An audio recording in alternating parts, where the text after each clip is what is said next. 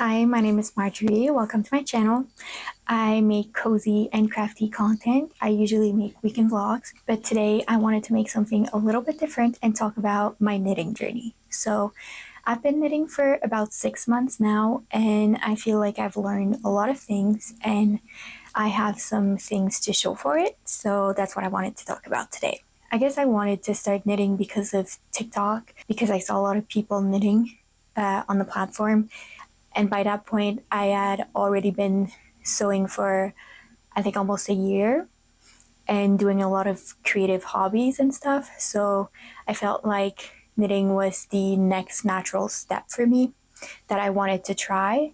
And so I asked on TikTok people to give me maybe tips on how to start because I felt like it was very overwhelming and I didn't know where to start, what to look for, and all of that.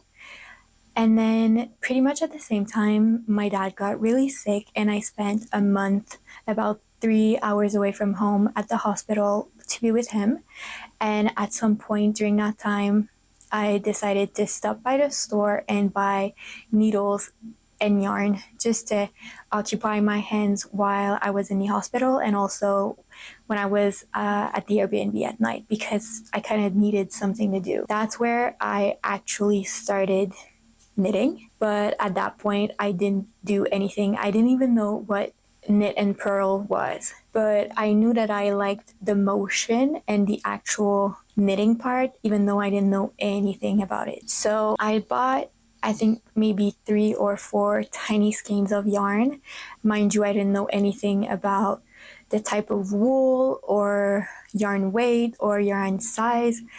I still don't know that many things about it, but at that point I didn't know anything. But I was seeing the Sophie scarf pretty much everywhere, and a coworker of mine had done a version of it without the actual pattern, and it came from a YouTube video and she sent it to me, so I decided to try it, and that's what it looks like. It is very wonky. It's not like, it doesn't have the same shape as the actual Sophie scarf. So it's basically just a long, tiny scarf. And it's self-striping, so I didn't change the color of my yarn or anything. But I learned how to do an E-cord and how to do some increases. So that was a really fun first project.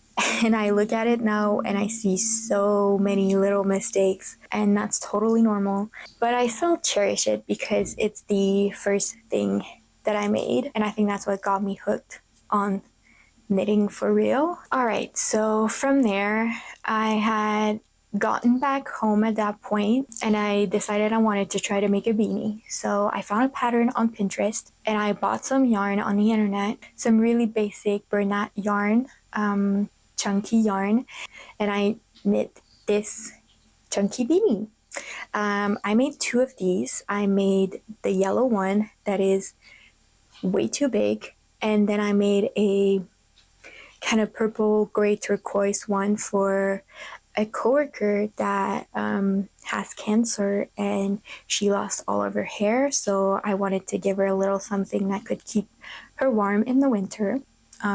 So I don't have the other one with me because she has it, obviously. But this was a really fun project because it went by so fast. And to go with this, I bought a kit of interchangeable needles. It's not a fancy one by any means. It's a cheap one I got off of Amazon. But it's cute. It works pretty well, and I'm quite content with it. I might upgrade at some point in the future, but for now, it really suits my needs. On this one, that's where I learned how to purl because it's a knit to purl to rib.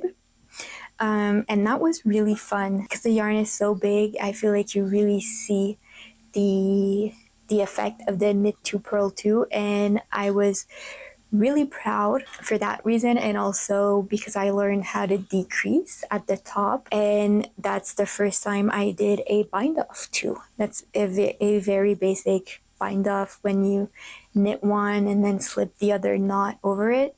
That's still the only bind off that I can do. No Italian bind off yet for me.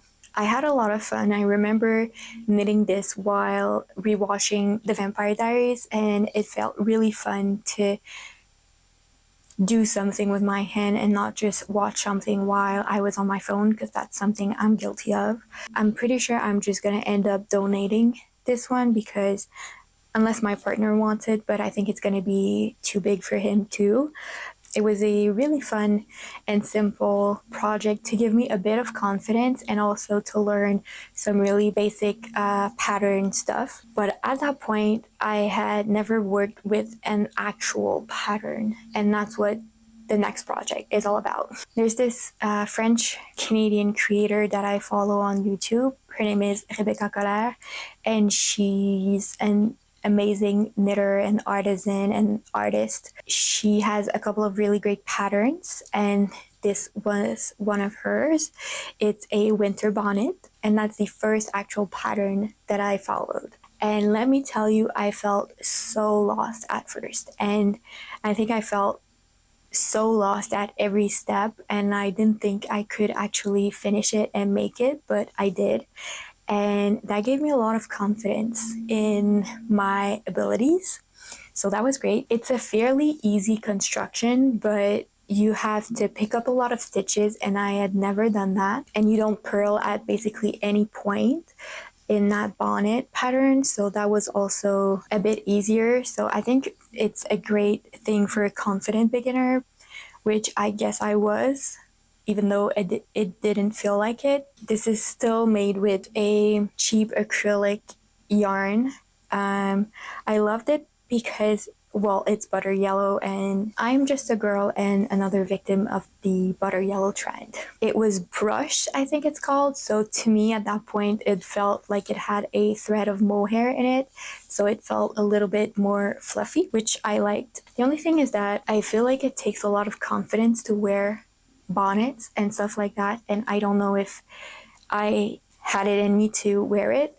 I wore it once and it kept falling on my head, and once I got back home I had this mega knot in my hair. So great experience knitting it, not so great experience wearing it. So now, before I get to the other projects I made, I want to make a little parenthesis for projects that I started and did not finish, or that I simply frogged, because I think they're important to talk about in my knitting journey. There are actually two of them. The first one was a triangle scarf that I wanted to make in this really beautiful grass green color. And I think that with this project is where I actually learned about yarn size, because I saw that not all yarns were the same size, but I did not really understand the difference.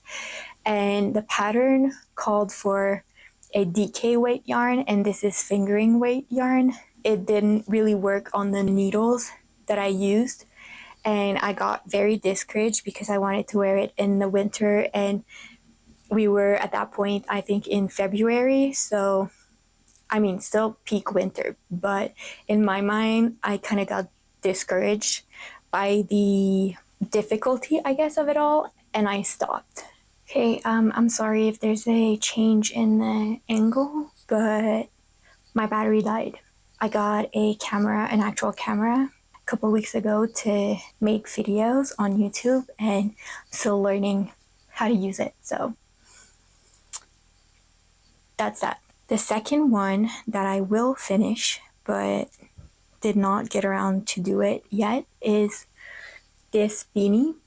It's the weekend hat by Petite Knit. It's for my partner, but I had a really hard time with the one-to-one ribbing. And at first I was like, oh, that's the inside of the band here, so it's not that bad. But now I just feel like I want to start over and make sure to do it right, because I feel like I have a bit of a better technique. But this is also a case of wrong yarn size. Yeah, it has a lot of potential. You can clearly see I messed up the ribbing for about like half an inch. That's not the best. That's not great. I think I want to do it again. And one thing I learned also as a new knitter is that I am not the most meticulous, and if there's a couple of mistakes in a project that I make, I'm not gonna start the whole thing over. I'd rather have a little hole that I can maybe fix later than start like 10 rows just for that reason. But for this, because it's such a big part of the ribbing, I might have to actually do it again. So after these two projects, I thought to myself, maybe I need to learn a little bit more about the type of yarns and the weights and all of that. So that's what I did, and for that, I made two different Sophie scarves, and this time I bought the actual pattern. I know it's a very easy pattern, but because my only reference was this one YouTube video in which she made a very similar scarves, but it was not the actual pattern, I wanted to test it out and see the difference. And also, I think it's a fun way to see my progress from this one to these two. So this was a drop, a drop sock yarn, I think, and it's really cute. I like the rustic feel of it, and there's a lot less mistakes in that one than in the first one, obviously, but my favorite is the pink one. This is a thrifted yarn. Pretty sure it's acrylic, but I have no idea. I don't know anything about it other than that, but I think this one is way more defined. I think it's probably DK weight. It was the exact size I needed to make this scarf very defined. I think my increases are a little bit wonky, but other than that, I think that's my favorite Sophie scarves that I made.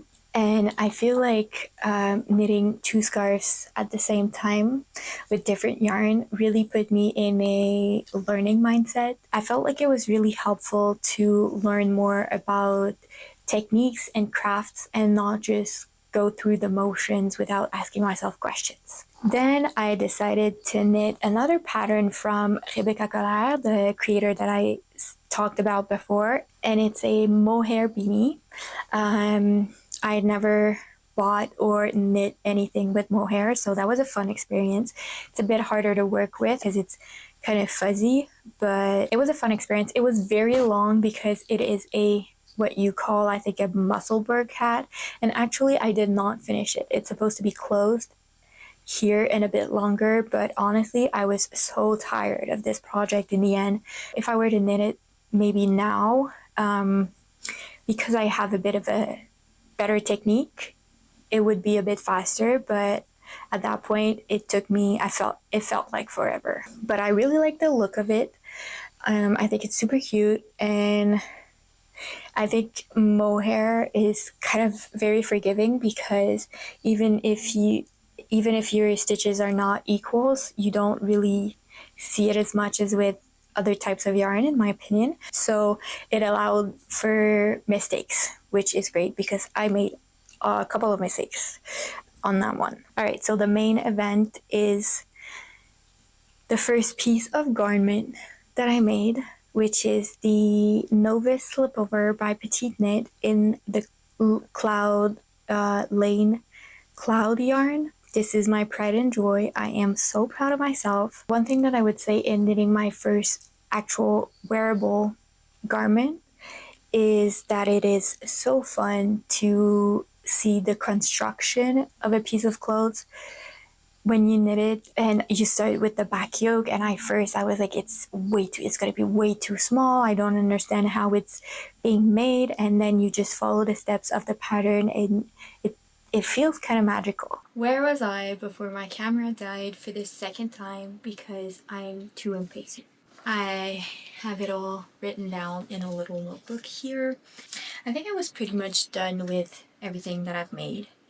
It's not that much by some people's standards, but it's a lot for me. I'm not the fastest knitter. Oh, no, I remember a thing very important that I wanted to say about this slipover. It's by knitting this that I figured out how to hold my yarn to make it easier on myself, and that is kind of a game changer for me because at first I was knitting and like creating tension by holding the yarn and then putting it around the needle, but now because I just hold it with my finger, it's way easier and a bit faster. Faster is not the goal, but still. So yeah, that's another thing that I learned. I also wanted to touch on everything I still have to learn, which is pretty much everything. The things that I want to learn with my next projects are how to fix a mistake, because to be honest, I don't really know how. I think I would probably be able to fix it if I dropped a stitch, but even then, I'm not sure. So I think that's something that's very important to learn, because you're gonna make mistakes and sometimes you can't just... I know I said previously that I don't mind a little mistake or two, but if I make a big mistake, I still want to fix it. And as of today, I wouldn't really know how. So that's one of the biggest thing I want to learn. Also, I want to learn how to make a raglan. I think that's a construction that is in a lot of sweaters that I want to make, a lot of patterns. And I feel like I'm a bit scared of it, but the confidence that I've gained, I guess, I think I should probably be able to. I think I want to learn more about yarn weight, how to actually weigh your yarn and figure out how much you need, because I'm kind of guessing now, you know? Like I look at the grams per meter, I think. So I'm not totally clueless, but I would like it to be a little bit more familiar to me. I feel like when you know these kind of bases, it's easier to get creative and to not stress every step of the way if you make a mistake. So basically what I'm saying is that I want to get more comfortable with the knitting basics, because I want to create a more solid base to knit on, I guess. I don't know, that might be a weird metaphor. Last thing I wanted to touch on is what's next. So what are my next projects? And I'm actually working on another novice slipover right now. I'm done with the back yoke, and it's with the Peer Gynt by Sadness Garn in this very beautiful brown mocha color. And there's also this thread of mohair.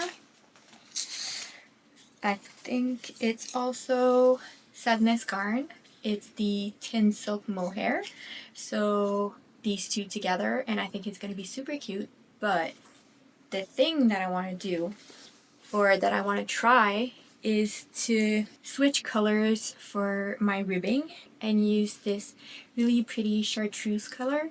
I think it would be so cute together, and also this is fingering weight, so what I'm hoping is that I won't need to change needle size, but it will still be a little bit smaller.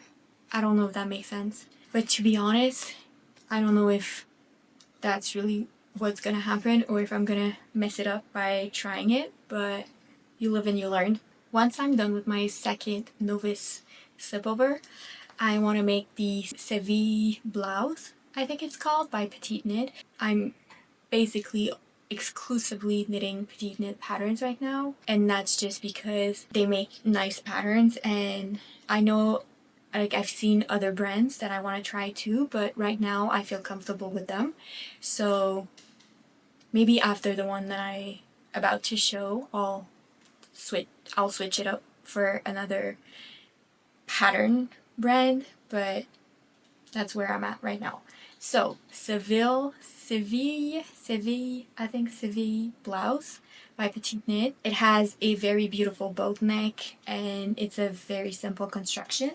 And I bought this very pretty, kind of a mix between an olive green and a grass green, I guess. It's a cotton yarn. I've never knit anything with a cotton yarn, so that'll be an experience, and I can't wait to knit it and wear it as a summer sweater, because cotton is lighter than wool, obviously. So I have, I think, 6 or 7 skeins of this, and I can't wait to get on it. So I think that's about it for my knitting journey. I'm hoping to make the same type of video in another 6 months for my kind of year roundup. I think that'll be interesting to see everything that I've learned in the next 6 months. And I'm really happy I started knitting. I think it's such a fun hobby and it deserves all the attention it's getting right now. I mean, it's always been popular, but I think there's really kind of a big movement around knitting right now. There's something really precious about being able to wear what you make and kind of choose the settings and the colors and the patterns that you want to make. So yeah, I think that's it. Thank you so much for watching. I hope you enjoyed this type of talking videos. I know my English is not always perfect. I'm French Canadian, so you might see my accent peek through at some points, or if you're wondering if I say some words weird or like verbs or whatever, that's why. I would love to know where you're at in your knitting journey and maybe tell me about what's the last thing you've learned in that journey. And see you in the next one.